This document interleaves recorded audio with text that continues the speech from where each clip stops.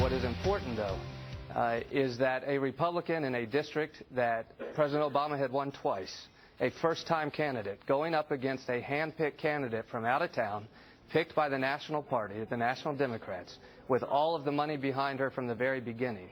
They were wrong with their message. They were wrong on the issues. The reason we won this race is because we stood on issues and for a message that is right for our community and right for the future of our country. Well, that was part of my interview with Florida Congressman-elect David Jolly after his victory last night over Democrat Alex Sink. It was considered an upset. Afterwards, the mainstream media practically ignored his victory, while many Democrats downplayed it, suggesting the Republican candidate's win actually proves how Obamacare is working and is not a threat to Democrats running for re-election, and how the GOP is weak. Mark Thiessen is back with us, along with Brent Bizzell, the president of the Media Research Center. We begin with Mark. First, I want to get to some Obamacare news with you, Mark, but first I want to ask you your reaction to what we're hearing from so many Democrats, which is this was not an issue. Obamacare was not an issue in this race, and this is not any sort of a comment on it. Yeah, it's not surprising they're saying that in the media, but I can tell you what they're saying behind closed doors is they're panicking. This was a woman who was a statewide official, almost was elected governor of the state of Florida in a district that Barack Obama carried twice. Was way outraised her opponent.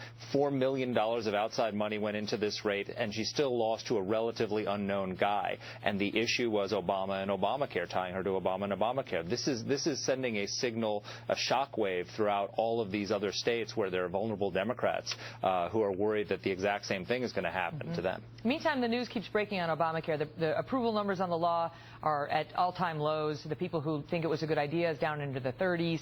And we hear a couple of things. Number one, low enrollment numbers versus where they said they wanted to be. And number two, now we find out that all the people who got canceled, Mark, that you and I have been talking about for months now, that, you know, suddenly and quietly, they were basically given a waiver. They don't have to buy Obamacare insurance policies anymore if they can show hardship. And hardship basically means if they say, your law, Obamacare, is a hardship on me. I don't want to buy it. The Obama administration now saying, okay, that will qualify. You don't have to buy it.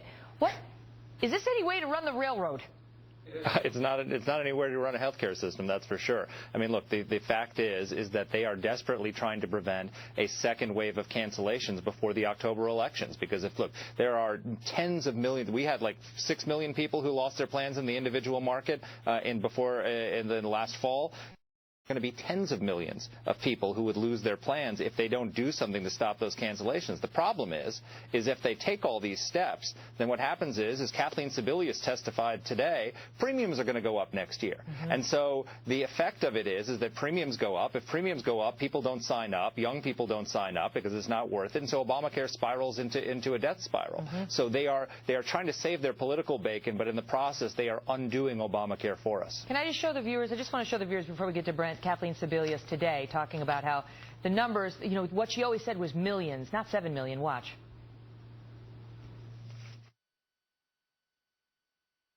Well, success looks like millions of people with affordable health coverage. So you are changing your standard of 7 million by the end of March 31st? I said success looks like millions of people having affordable health care. You said 7 million. I think success looks like at least 7 million people having signed up by the end of March 2014. It's called videotape, and all of the television stations have it. Mark, I got to run. Quick final word. They're moving their red lines again. That's what it comes down to. See you soon. Thanks, Meg.